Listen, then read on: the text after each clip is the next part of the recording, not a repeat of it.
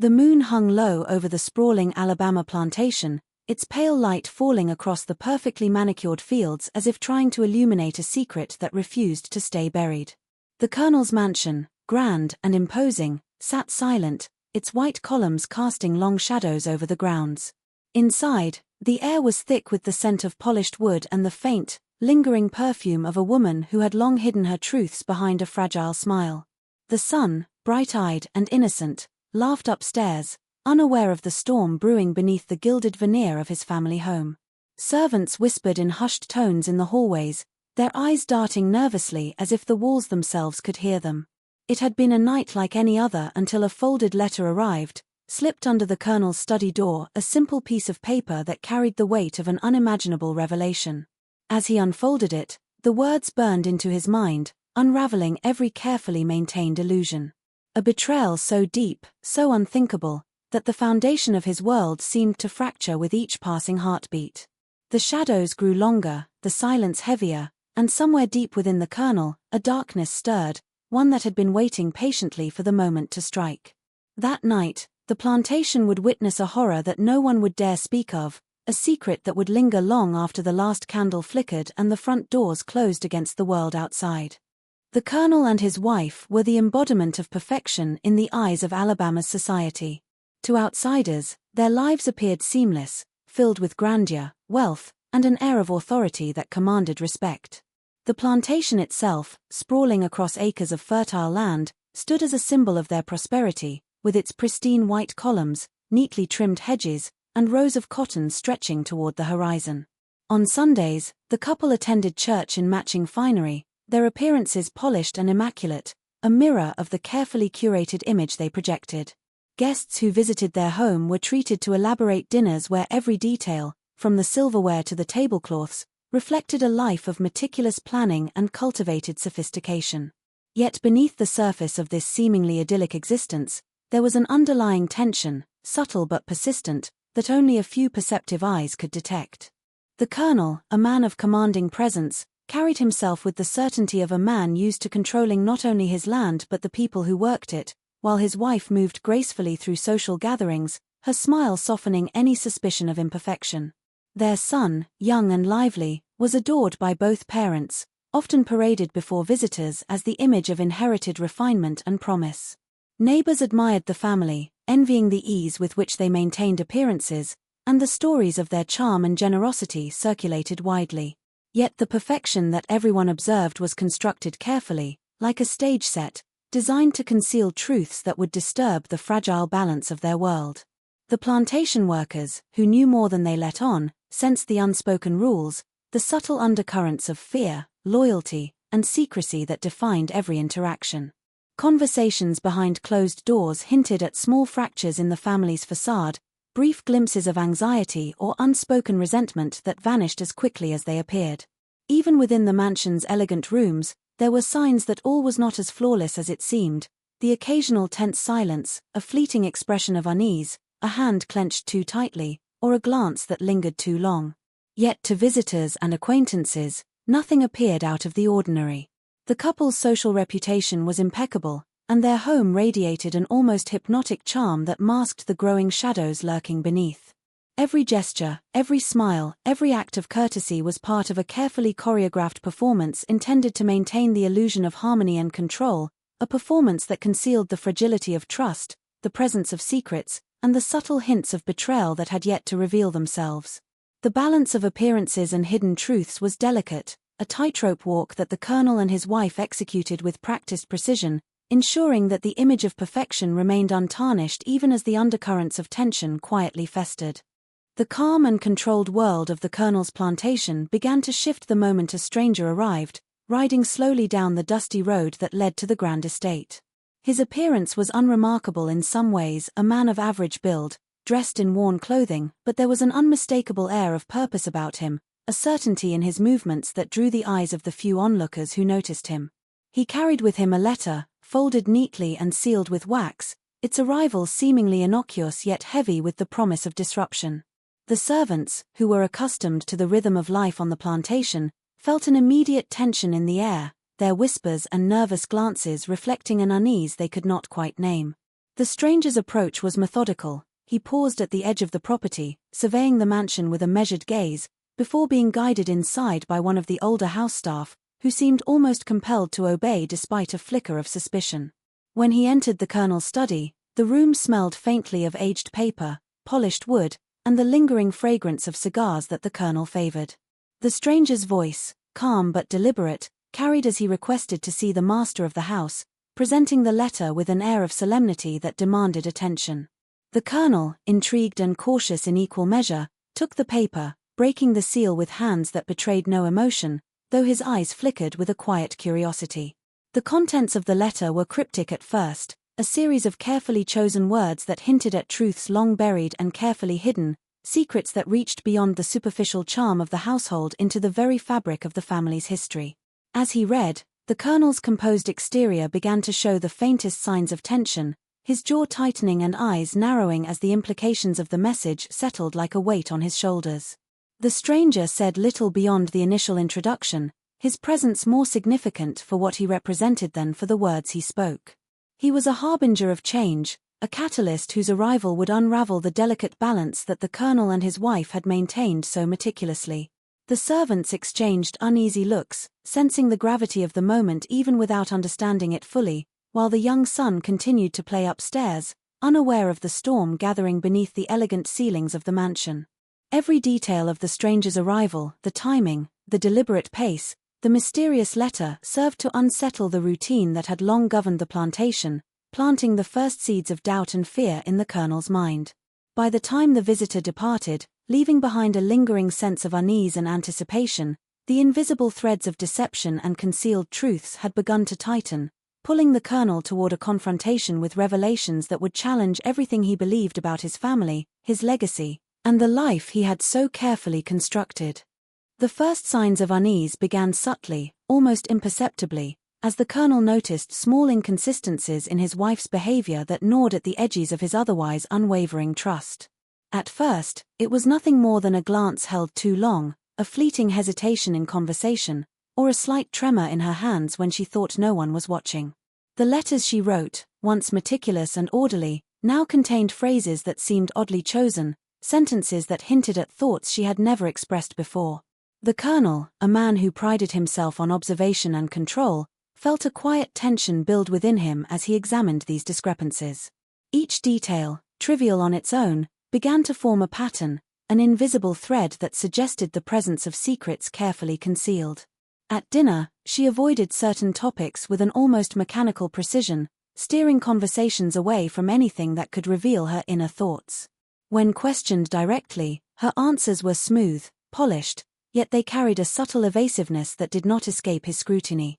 The servants, attuned to the rhythms of the household, began to notice shifts in the atmosphere, though they spoke of them only in whispers behind closed doors. The young son, blissfully unaware of the undercurrents, continued to move freely through the rooms, his laughter a fragile soundtrack against the mounting tension. The colonel began to re-examine old correspondences, recalling past events and casual remarks that now seemed loaded with hidden meaning. Nights became restless. The quiet of the mansion was pierced by his pacing in the study, his mind circling every interaction, every word spoken, and every smile offered. A fleeting memory of a whispered conversation between his wife and a visitor months prior now surfaced with new significance, and he could not dismiss it as imagination. Even the landscape of the plantation, once a comforting routine, seemed to reflect a subtle unease, the rustling leaves outside his window echoing the uncertainty growing within. The more he searched for answers, the more elusive the truth became, as if the walls themselves conspired to keep the secret hidden. In the kitchen, the cooks hesitated as they served meals, sensing the colonel's mounting suspicion, and the household dogs, normally indifferent, seemed restless, their ears pricked to the invisible tension. The colonel, who had long been the master of both his land and his home, now found himself grappling with a growing sense of doubt, a creeping suspicion that threatened to unravel not only his perception of his wife but the very foundation upon which his life was built. Every encounter, every glance, every word exchanged now carried a weight of potential revelation, and with each passing day, the inconsistencies he observed began to demand attention, pushing him closer to a truth he feared yet could no longer ignore, a truth that would change everything he thought he knew about the family he had carefully constructed. Rumors began to seep through the quiet corners of the plantation and the nearby town, whispers that traveled on the wind like a shadow creeping into sunlight, subtle at first but growing louder with each retelling. The neighbors, once admirers of the colonel's composure and the elegance of his household, began exchanging cautious glances and murmured speculations whenever the topic of his son arose. Questions that had never been asked before surfaced casually in conversation, veiled as polite curiosity but carrying a sharp edge of insinuation. Among the servants, the tension became almost tangible. Eyes darted nervously, voices dropped when certain names were mentioned, and small gestures, a slight shake of the head, a whispered warning, betrayed the weight of knowledge that had been carried silently for too long. Some dared to speak outright of discrepancies they had noticed, noting the subtle differences in the child's features compared to the colonel himself, or recalling fleeting remarks from the past that now seemed more meaningful than ever. Gossip, once dismissed as inconsequential, now began to take shape like a storm forming on the horizon, each retelling adding color, exaggeration, and a growing sense of scandal. Even visitors to the mansion, who had once praised the family for its refinement and harmony, began to sense something unspoken in the air, a tension that clung to the walls as stubbornly as the dust on the polished floors. The son, innocent and unaware, continued to play among the corridors and gardens, his laughter a fragile counterpoint to the rising currents of suspicion. The colonel, sensitive to shifts in perception and reputation, began noticing the change in how others interacted with him. Neighbors' smiles now seemed strained, greetings felt heavier, and casual conversations often carried an undercurrent of curiosity about matters that should have remained private. The subtle social pressure compounded the growing unease within the household, amplifying the suspicions that had already begun to root themselves in the colonel's mind.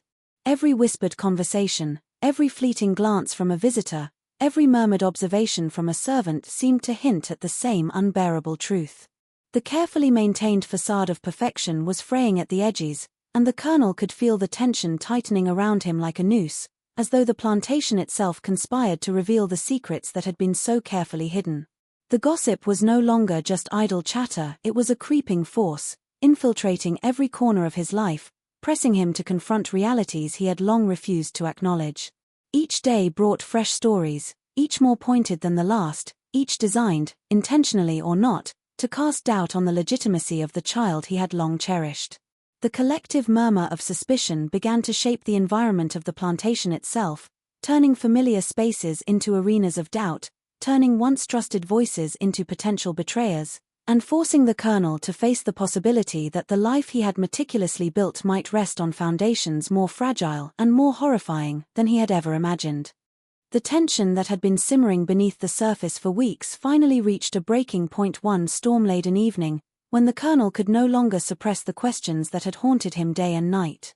The mansion, usually so orderly and composed, seemed to pulse with an almost sentient unease, the flickering candlelight casting shadows that danced across the walls like silent witnesses to the turmoil within. He found his wife in the drawing room, seated by the hearth with her hands folded neatly in her lap, a composed smile masking the subtle tremor that betrayed her own awareness of the impending confrontation. The rain tapped relentlessly against the windows, a staccato rhythm that mirrored the rapid beat of the colonel's heart as he approached, each step measured but heavy with unspoken intent. The son's laughter, once a source of joy echoing from the nursery upstairs, was absent, leaving a hollow quiet that amplified the weight of the moment.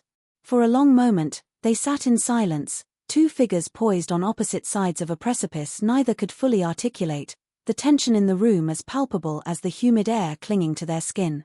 The colonel's voice, when it finally broke the quiet, was steady yet sharp, carrying the authority of a man accustomed to control, but edged with the fear and doubt he could no longer conceal. He asked the questions that had been festering in his mind, carefully at first, then with increasing urgency, seeking clarity, seeking the truth, and testing the boundaries of the facade that had so long protected them both. His wife's eyes, wide and unflinching, met his with a mixture of apprehension and resignation, and for the first time, the colonel saw the cracks in the composed image she had maintained for so long. The words that followed were measured but heavy with implication, each carefully chosen phrase peeling away the layers of pretense and forcing the colonel to confront the reality he had feared. He noticed the subtle hesitation in her speech, the brief faltering of her gaze, the almost imperceptible quiver in her hands as she maintained the composure expected of her. The room seemed to contract around them, the shadows growing deeper, the firelight flickering as though reflecting the rising storm both outside and within the house. Every movement, every glance, every carefully guarded expression became a piece of the puzzle that had eluded him, and as the conversation progressed, the Colonel felt the threads of certainty he had relied upon for so long begin to unravel. What had once seemed impossible now hung before him in stark clarity, a revelation so personal, so intimate, that it demanded immediate reckoning. The confrontation was no longer a mere discussion, it was a collision of trust and betrayal, a test of endurance, and a moment where the Colonel's controlled exterior would be challenged by emotions he could neither ignore nor suppress, setting the stage for the irreversible decisions that would follow. The confession came slowly, almost reluctantly, like a candle flickering against the encroaching darkness, illuminating truths that had long been buried beneath layers of decorum and denial. The Colonel's wife, seated stiffly by the hearth, met his gaze with a mixture of fear, shame, and an almost imperceptible relief, as if admitting the truth lifted a burden she had carried in silence for years. The words she spoke were deliberate yet trembling, each syllable carrying the weight of betrayal, not only to her husband but to the life they had meticulously constructed together. She revealed, in a voice that barely rose above a whisper, that the child he adored was not of his blood, that the son who had been the symbol of their union and the promise of their legacy was fathered by one of the slaves on the plantation. The revelation struck the Colonel with the force of a physical blow, each word echoing in the room as if the walls themselves could not contain the shock and disbelief. His mind, trained for command and precision, struggled to process a truth so intimate, so impossible to reconcile with the life he believed he knew.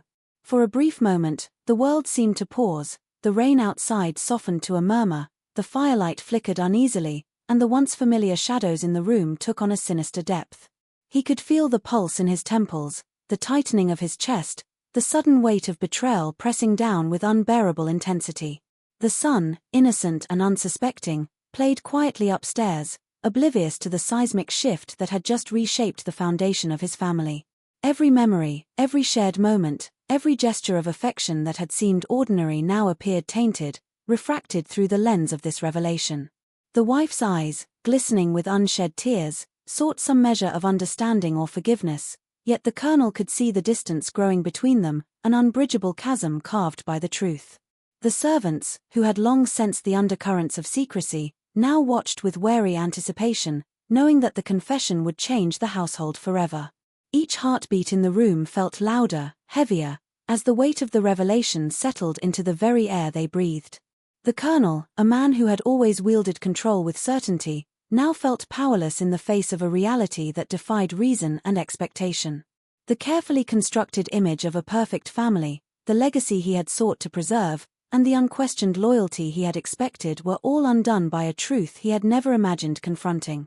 The room seemed to shrink around him, the shadows lengthened, and the warmth of the hearth could not penetrate the icy realization that the life he had built on certainty and pride was unraveling, leaving only a stark, unbearable truth that demanded a response, one that would shape the destiny of the plantation, the family, and the man himself in ways he could scarcely comprehend. The confession ignited a fire within the Colonel that had been smoldering beneath the surface of his composure, a darkness that had always been restrained by pride, authority, and the careful maintenance of appearances. In an instant, the calm, controlled exterior that neighbors admired and society respected began to fracture, revealing a man consumed by fury and disbelief. His mind raced, twisting over every detail of the revelation, every memory now tinged with betrayal, and every gesture of affection toward his son turned into a cruel reminder of deception. The walls of the mansion seemed to close in around him, the flickering fire casting grotesque shadows that mirrored the chaos growing within his chest. He could hear the subtle movements of the servants in the hallways, the cautious clearing of throats, the shifting of feet, and every sound struck him as a reminder that the secret he had long relied upon to define his household was shattered. His hands clenched into fists at his sides, knuckles whitening, as he struggled to contain a rage that threatened to spill over in ways he had never before allowed himself to imagine. The betrayal of trust, the corruption of lineage, and the undermining of his authority coalesced into a singular, consuming emotion that left little room for reason or mercy. He could no longer see his wife as the partner he had loved and trusted, but as the architect of a deception that cut through the heart of his world. Every word she had spoken before, every smile, every interaction now carried the taint of duplicity, and the life they had shared together felt like a carefully constructed lie designed to humiliate him in private while maintaining the illusion of perfection in public. The Colonel's breathing grew rapid, each inhalation sharp and labored, echoing off the walls of the study, and every instinct honed over decades of commanding men and managing the plantation screamed at him to act. Anger surged with an almost physical force, coursing through his veins and searing his thoughts, blurring the line between justice and vengeance, between control and destruction. He found himself pacing, a predator confined within the constraints of a house that suddenly felt like a cage, the weight of betrayal pressing down with unbearable intensity. The moment of irreversible action arrived with a terrifying inevitability, a culmination of suspicion, betrayal, and the consuming rage that had taken root within the Colonel. The fire in the hearth flickered violently, throwing jagged shadows across the walls of the parlor as if the room itself sensed the approaching violence. His wife, seated and trembling, could no longer mask the fear that had been building since the first question had been asked, and the very air seemed charged with the tension of what was to come. The Colonel's steps were deliberate, heavy with purpose, each one echoing like a drumbeat of impending doom. Every glance she gave, every subtle shift in posture, only fueled the storm raging inside him, igniting a blind fury that had long been restrained by decorum and the expectations of polite society. In that instant, the carefully maintained walls of civility collapsed, leaving only raw, unfiltered emotion driving his actions. Words failed him, replaced by a physicality that was both terrifying and inevitable, his entire being focused on the enormity of the betrayal he believed had been committed. The parlor, once a place of domestic calm and measured conversation, became an arena of horror, the warmth of the fire offering no comfort against the icy surge of rage that possessed him. Every detail of the room, the polished wood, the fragile ornaments, the soft furnishings seemed insignificant in the shadow of the act he was about to commit, reduced to background for the dark unfolding of a human tragedy. His hands, trembling with a mixture of adrenaline and uncontrollable fury, moved with a precision born of desperation and shock, an instinctive response to the revelation that had shattered his world. The wife's voice, once a source of comfort and shared affection, faltered in the face of the palpable menace in the room, replaced by gasps, pleas, and the instinctive cries of one confronted by the unimaginable. The young son's laughter, a sound that had long signified innocence and joy, now echoed faintly from upstairs, distant and haunting, underscoring the horror of what was happening below. Outside, the storm intensified, as if nature itself recognized the violation about to occur, thunder rolling in a relentless cadence that matched the tension within. The Colonel's mind, consumed entirely by the immediacy of betrayal and rage, left no room for hesitation, no space for reconsideration. The lines between morality, reason, and instinct blurred entirely. In that room, with shadows dancing and the flicker of firelight highlighting every movement, a single moment crystallized, the act that would forever alter the lives of everyone in the house, leave an indelible mark upon the plantation, and cement a legacy of horror and secrecy that would haunt the halls long after the echoes of screams had faded. The inevitability of the act, the total surrender to the consuming rage, and the weight of the secret revealed converged in a single, tragic instant, forever transforming the home into a place of fear, memory, and irrevocable consequence. In the aftermath of the violent act, the Colonel was plunged into a maelstrom of panic and paranoia, the gravity of what he had done pressing down with suffocating weight. The parlor, once a room of domestic warmth, was now a chamber of shadows and horror, the traces of the confrontation still lingering in the air like a malignant presence that could not be ignored. Every creak of the floorboards, every distant murmur from the servants, and every rustle from the curtains seemed amplified, a reminder that his secret act could be discovered at any moment. The young son remained upstairs, oblivious to the unfolding catastrophe below, his innocence a stark contrast to the darkness that now saturated the home.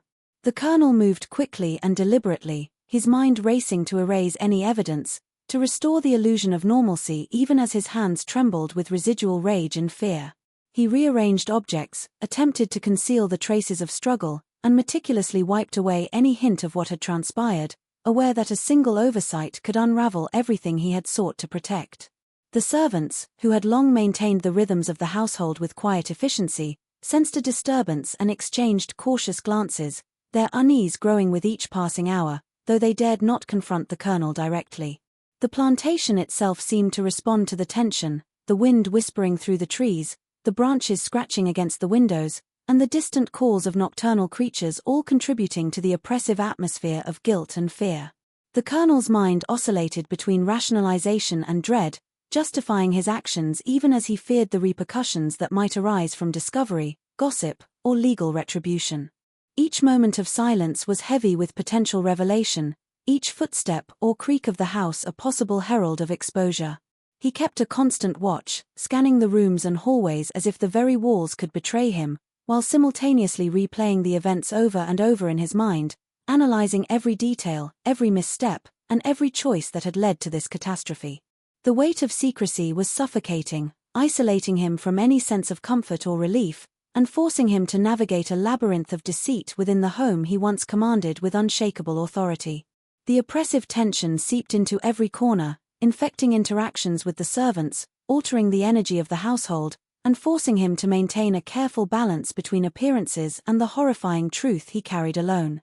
With each passing hour, the colonel became increasingly consumed by the need to control the narrative, to manipulate perception, and to ensure that the world outside the plantation remained unaware of the darkness that had erupted within its walls. The house, once a sanctuary of order and prosperity, had become a cage of fear, paranoia, and relentless vigilance, where every sound, shadow, and whisper was a potential threat, and the haunting weight of the night's events lingered, threatening to collapse the fragile veneer of normalcy he struggled desperately to preserve.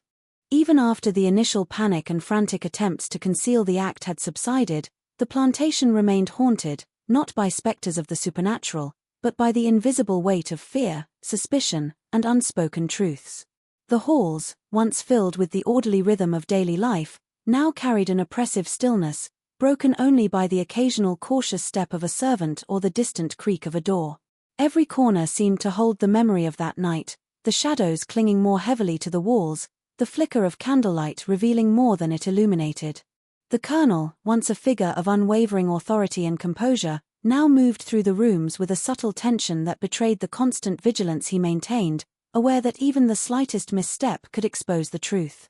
Conversations with neighbors became exercises in careful performance, polite smiles masking the turbulence roiling beneath the surface, each word chosen to avoid any hint of scandal. The young son, innocent yet perceptive in ways he did not fully understand, began to sense the undercurrent of unease that suffused the household, his laughter less frequent, his questions met with guarded responses, and his once carefree demeanor shaded by a subtle tension that seemed impossible to name.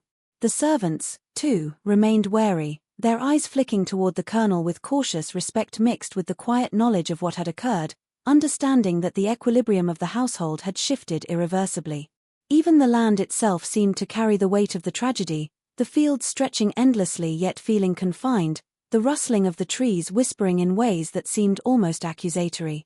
Over time, the story of that night, though never spoken aloud, began to take root in the collective consciousness of the community, a silent shadow that influenced interactions, reputations, and the fragile veneer of civility that bound the plantation to the surrounding town. The legacy of fear and secrecy became woven into the very fabric of the home, shaping behaviors, dictating conversations, and casting long shadows over each decision the colonel made.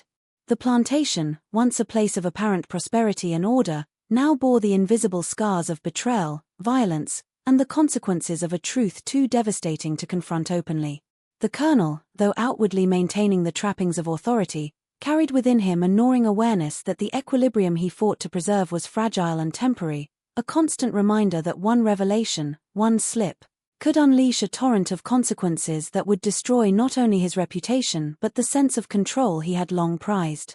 The night's events became an indelible part of the household, shaping relationships, influencing the son's understanding of the world, and leaving the mansion enveloped in an enduring tension, a place where fear, secrecy, and the memory of violence lurked in every shadow, every corner, and every whispered conversation, ensuring that no one within its walls could ever truly return to the life that had existed before the revelation.